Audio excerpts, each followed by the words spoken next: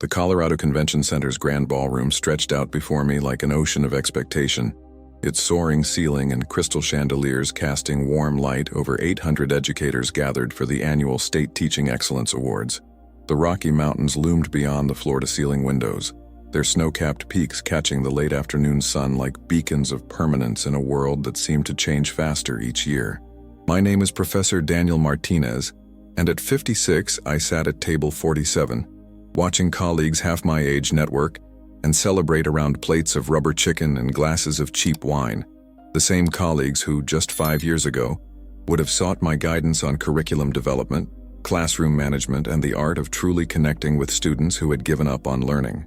I adjusted my tie, the same burgundy one I'd worn to every awards ceremony for the past 15 years, and tried to ignore the feeling that I was attending my own professional funeral. 6 months ago, I had been Department Chair of Mathematics Education at Denver State University, a position I'd held with distinction for 12 years. Now, thanks to our new dean, I was Professor Emeritus of Special Projects, a meaningless title that came with a basement office and no real responsibilities. The irony wasn't lost on me. The innovative teaching methods that had made Denver State's education program nationally recognized were approaches I had developed over 3 decades of classroom experience. Every breakthrough technique, every student success story, every research paper that had brought prestige to the university, all of it traced back to late nights when I had figured out how to reach students that others had written off as hopeless. Tonight I was about to discover just how little that mattered to people who measured success in grant money and publication metrics, rather than lives changed and futures transformed. The trouble had started 18 months ago when the university hired Dr. Victoria Sterling as Dean of the College of Education. At 38, Victoria was everything the modern academic world seemed to value: Harvard PhD, extensive publication record, and the kind of data-driven approach that made administrators salivate over federal funding opportunities. I had tried to work with Victoria, really tried. When she arrived with ideas about modernizing our pedagogical frameworks and optimizing our research output, I supported her initiatives. When she suggested implementing new assessment methodologies, I adapted my teaching methods that had successfully educated teachers for 3 decades. But it quickly became clear that Victoria's vision of modernization didn't include room for someone like me. In faculty meetings, she would interrupt my contributions with comments about legacy thinking and outdated approaches. When I shared insights from my 30 years of classroom experience, she would smile coldly and suggest that empirical research is more valuable than anecdotal evidence. The systematic marginalization was swift and surgical. Research projects I had led for years were reassigned to younger faculty members. Graduate students I had mentored were encouraged to work with more contemporary advisors. When school districts specifically requested my involvement in their teacher training programs, Victoria would suggest they explore fresh perspectives from our emerging scholars. The final blow had come 6 months ago during a college-wide meeting where Victoria announced the new Excellence Initiative. Standing before 200 faculty members, she declared that the College of Education was moving beyond traditional teaching methods and embracing evidence-based practices that reflect the future of educational research. Then she unveiled the new leadership structure: all department chairs under 45, all hired within the past 3 years, all eager to prove themselves by implementing the latest educational theories regardless of whether they had ever actually taught in a real classroom. My name was conspicuously absent from the organizational chart, and when a senior professor asked about my role, Victoria had smiled with the warmth of a winter morning and said, "Professor Martinez will be transitioning to a research position where his experience can be properly archived." The polite laughter that followed had been more devastating than open mockery. Tonight's award ceremony was supposed to celebrate educational excellence, but for me, it felt more like a public execution. I sat between 2 assistant professors who were deep in conversation about their latest research grants and publication strategies. Their enthusiasm infectious, but their understanding of actual teaching painfully shallow. They spoke with the confidence of people who had never faced a classroom full of struggling students, or had to explain complex mathematical concepts to someone who believed they were just not a math person. "Ladies and gentlemen," Victoria's voice cut through the ambient chatter as she approached the podium, her perfectly tailored designer suit and calculated smile commanding immediate attention. "Welcome to the annual Colorado Teaching Excellence Awards. Applause filled the ballroom as Victoria launched into her prepared remarks about innovation, research excellence, and the bright future of education. She spoke eloquently about the college's achievements, the grants we'd secured, and the cutting-edge research that had established Denver State as a leader in educational theory. This success, Victoria continued, her voice carrying the authority of someone who had never doubted her academic superiority, is the result of our commitment to evidence-based practices, our embrace of contemporary methodologies, and our willingness to move beyond outdated approaches that were holding back student achievement. I felt my jaw clench as Victoria painted a picture of progress that conveniently omitted the foundation upon which all of this success was built. Around me, young faces nodded approvingly, buying into the narrative that everything good about Denver State's education program had started with Victoria's arrival. As we recognize tonight's award recipients, Victoria said, her smile taking on a sharper edge, we celebrate educators who represent the future of our profession, those who embrace innovation, who ground their practice in rigorous research, and who understand that effective teaching requires more than just intuition and good intentions. The implication was clear, even if it wasn't explicitly stated. The future belonged to the research-driven, the data-focused, the theoretically sophisticated. Experience was a liability. Classroom wisdom was obsolete, and anyone who believed that teaching was more art than science was standing in the way of progress. That's when she called my name. And now, Victoria announced, her voice taking on the tone of someone delivering a carefully rehearsed performance, I'd like to present a special recognition to Professor Daniel Martinez for his many years of service to our institution. The applause that followed was polite but perfunctory, the kind of recognition typically reserved for retiring janitors or long-serving cafeteria workers. I stood slowly, feeling every eye in the ballroom on me, aware that this wasn't an honor but a public farewell. As I walked toward the stage, Victoria's smile was perfectly calibrated, warm enough to seem gracious, cold enough to convey the real message. This wasn't about celebrating my contributions. This was about demonstrating what happened to faculty members who couldn't adapt to her vision of modern education. Professor Martinez, Victoria said as I reached the podium, her voice carrying across the silent ballroom, has been with us for 30 years, representing a traditional approach to mathematics education that served its purpose in its time. The words hit like carefully aimed arrows. Traditional. Its time. The past tense was unmistakable. The message clear. I was a relic being politely retired. Daniel's methods, Victoria continued, her tone taking on the patient condescension of someone explaining simple concepts to a confused child, while well-intentioned, reflect an era when teaching was more about personal relationships than rigorous pedagogical frameworks. A few people in the audience shifted uncomfortably, but most seemed to accept Victoria's characterization. After all, she was the dean, the Harvard PhD, the published researcher. Who were they to question her assessment of outdated teaching methods?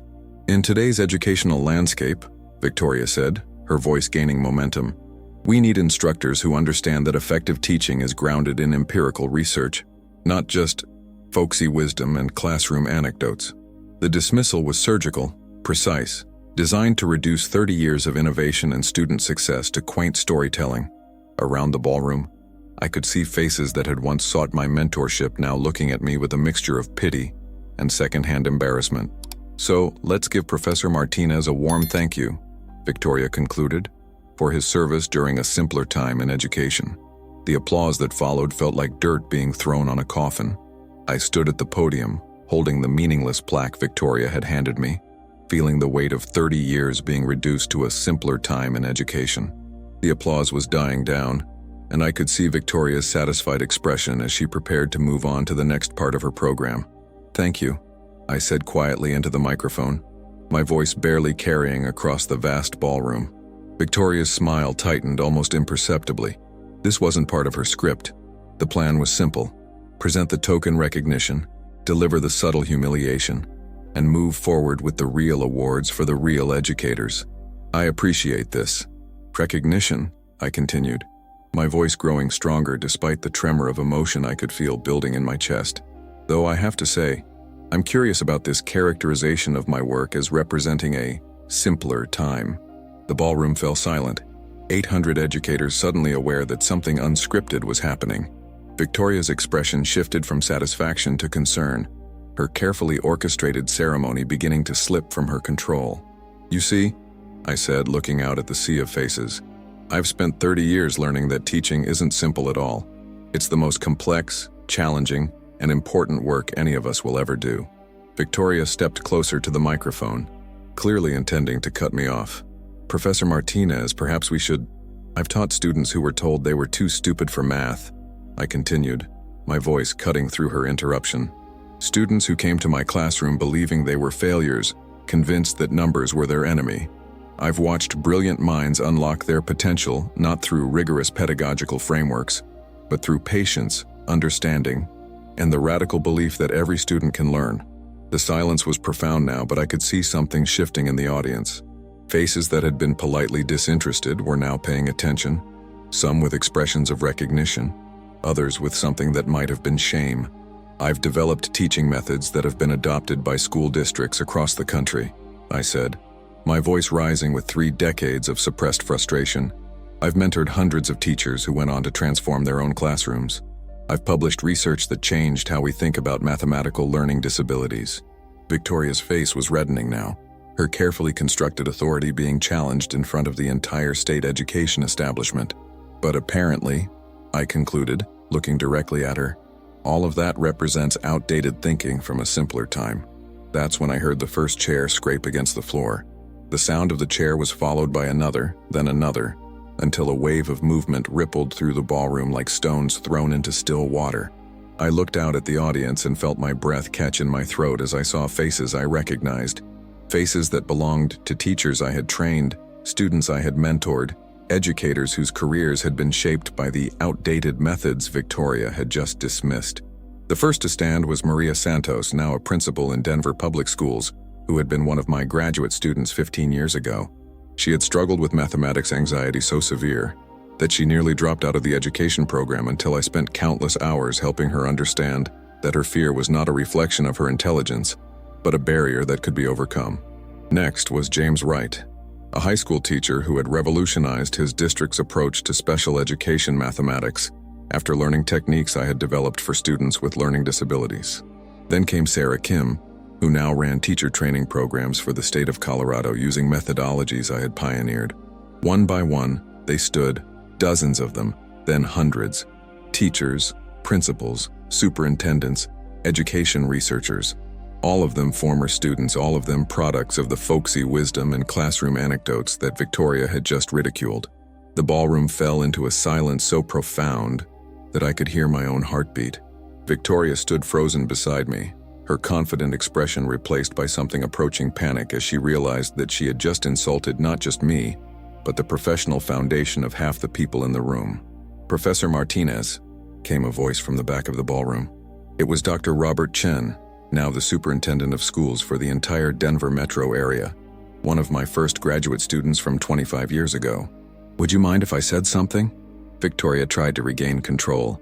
"I think we should move on with the program."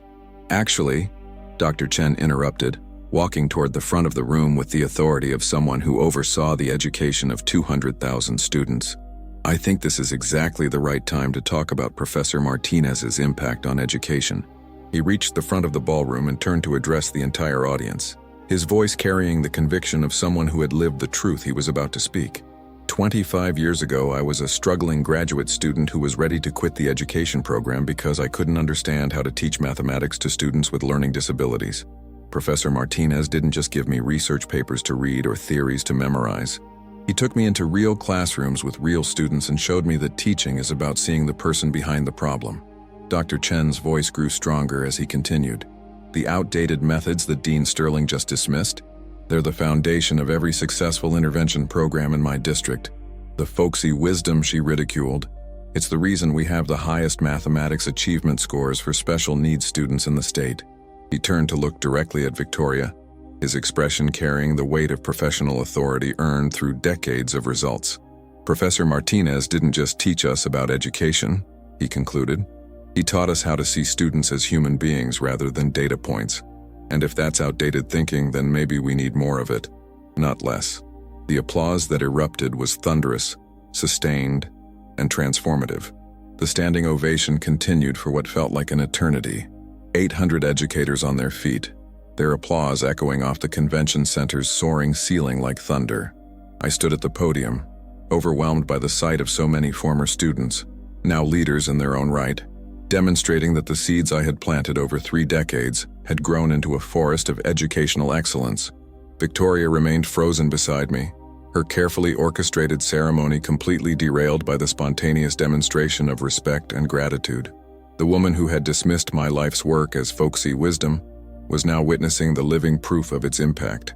As the applause finally began to subside, Maria Santos approached the microphone. "Professor Martinez," she said, her voice carrying across the now silent ballroom, "you taught us that every student matters, that every mind can learn, and that teaching is about building bridges, not barriers. That's not outdated. That's timeless." One by one, other former students shared their stories. The principal who had transformed a failing school using my classroom management techniques. The special education teacher who had helped hundreds of students overcome mathematics anxiety. The researcher who had built upon my work to develop new interventions for learning disabilities. Each testimony was another nail in the coffin of Victoria's narrative about outdated methods in simpler times. These weren't nostalgic reminiscences. They were documented results, measurable impacts, lives changed by approaches that Victoria had just dismissed as obsolete. 3 months later, I received a call from the university president. Victoria Sterling had decided to pursue other opportunities, and the board was asking if I would consider returning as Dean of the College of Education. I declined. At 56, I had learned something more valuable than any administrative position could offer. That true impact isn't measured in titles or recognition ceremonies, but in the lives you touch and the legacy you leave through the people you mentor. Sometimes the greatest honor isn't being celebrated by those in power, but being defended by those you've empowered to change the world. If this story touched your heart, if you've ever seen someone's life's work dismissed by those who never understood its true value, please share this video. Sometimes the most powerful testimony comes not from research papers or administrative reviews, but from the people whose lives have been transformed by a teacher's dedication. Subscribe for more stories that remind us that education isn't about data points and metrics. It's about human connection, understanding, and the belief that every student can succeed. Remember, behind every outdated teaching method is often a lifetime of wisdom that the next generation desperately needs to learn.